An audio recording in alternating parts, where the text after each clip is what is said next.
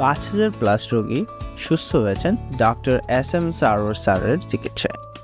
এই বিশ্বখ্যাত ক্যান্সার গবেষক তার অভিনব হোমিও চিকিৎসার মাধ্যমে অসংখ্য রোগীকে নতুনভাবে বাঁচতে সাহায্য করেছেন।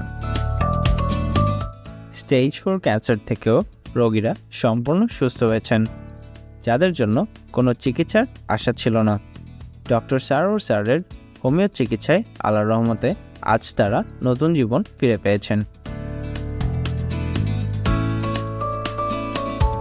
সুতরাং সিরিয়াল দেওয়ার জন্য আজই যোগাযোগ করুন নিচে দেওয়া নাম্বারে।